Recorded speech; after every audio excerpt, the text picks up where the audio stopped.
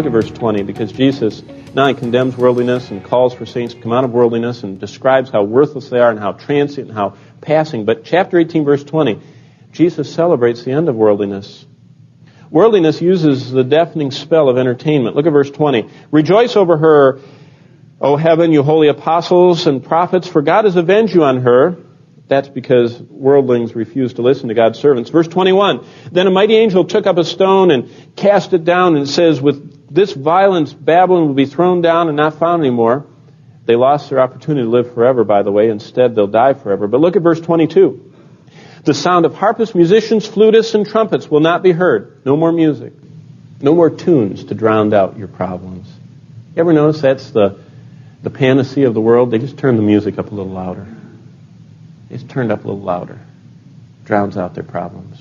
Gone will be diversions, music, entertainment are shut down. The work that captivated so many, keeping them from spiritual things, ceases. The regular grind, the millstone of life stops. There is nothing left to hide the thoughts of God. There are no diversions. There are no distractions. You notice in verse 11 of chapter 18, the profits of commerce end. Verse 14, the enjoyment of exotic commodities ends. In verse 21, all of materialism, the whole system is burned. In verse 22, the very sounds of life in music and industry and home cease. And finally, in verse 23, even light and social life. Even lights and everyday social life, it all ends. Why? Because of the sorceries. Look at verse 23, the last of it. It says, for by your sorcery, the word is pharmakeia. It's a word for drugs. And it's another allusion to the fact that not only is the world so intoxicating, it's like being addicted to drugs, but also in this period of time, substances and drugs will be so prevalent as they are in our world. God says, you've been intoxicated and you didn't hear my voice, then there's no hope. What idols do we need to watch out for today? What are some of the deadly modern idols? Well, if we look at some of the old ones the Lord condemned in the past and then look around us, we'll see that there are modern counterparts everywhere. For instance, the oldest book in the world is probably the Old Testament account of Job. It's the oldest record of man's struggle with idols. Listen to Job 31. If I have put my trust in gold, verse 24 says, if I have said to pure gold, you are my security.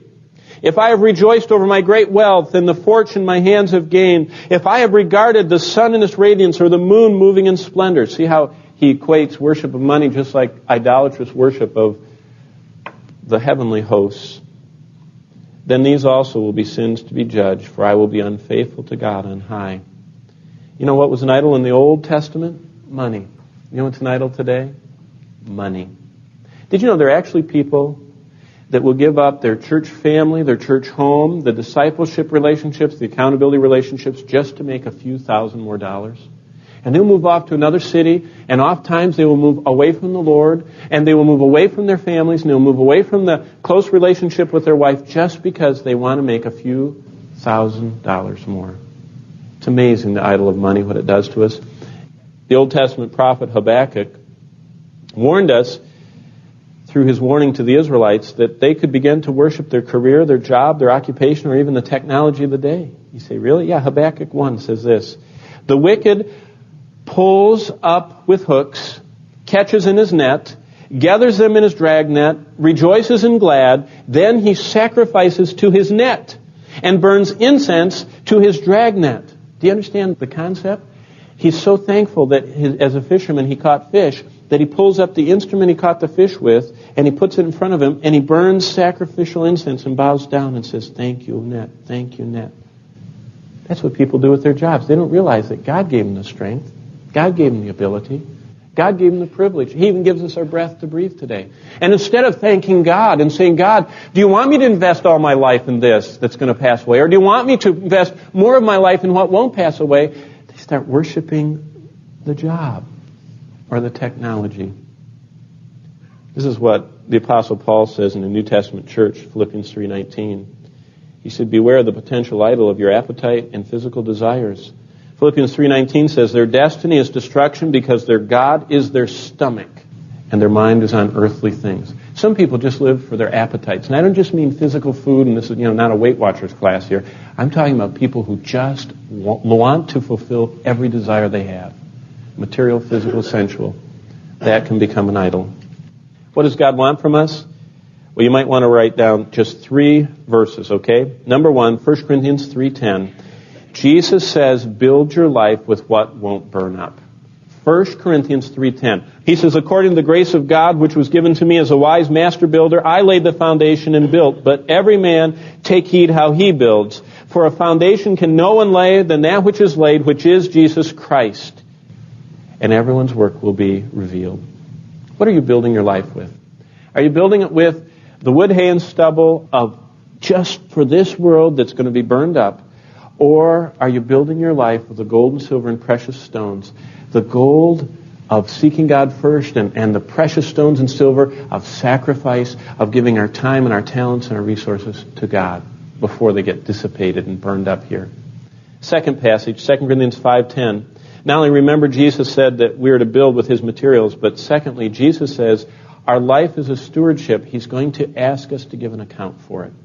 2 Corinthians 5:10 says we're all going to stand one by one before Jesus Christ. And he's going to let everyone know, once and for all, who we really live for. Ourselves or for him. And that's decided one moment, one day, 1 week, 1 month at a time. Living in light of eternity. Finally, the last passage is Hebrews 12, verses 1 and 2. Jesus said our life is a race, and we should watch out to keep the rules, stay in the boundaries, and listen to this, keep your baggage at a minimum. Did you know that's what life is like? You know what Jesus said? Seeing we're compassed about with so great a cloud of witnesses, chapter 11 of Hebrews, lay aside every weight and the sin that besets us, and let us run with patience the race that is set before us, looking to Jesus. He said, if anything trips you up in life, get rid of it. If anything holds you back and it keeps getting caught. And the metaphor here was the men wearing their long robes, and they would take them and they would tie them up and they would tuck the robe into their belt so they could run without having their skirt trip them. He says, Christians regularly go through life and see if we've kind of piled up around us so much baggage that we can't say, yes, Lord, yes, to your will and to your way. Yeah, it's a nice course. Can you really do it? I mean, can you really pull up stakes and do God's will? Or do you have to say, well, Lord, just 5 more years. You know, I just got a 5-year plan. I'll have all this paid off, and I'll have this investment. Then I'll do your will and your way. God says, keep the baggage to a minimum so you can follow me. How should we live? What does God want us to do? Say yes to his will and his way, and let his Spirit speak to us through his word. We know the world's going to end. We know there's 7 years from the beginning to the end, so don't plan on it happening next year. It might feel like it, but it's not going to. But we need to say yes to the Lord and know what he wants us to do.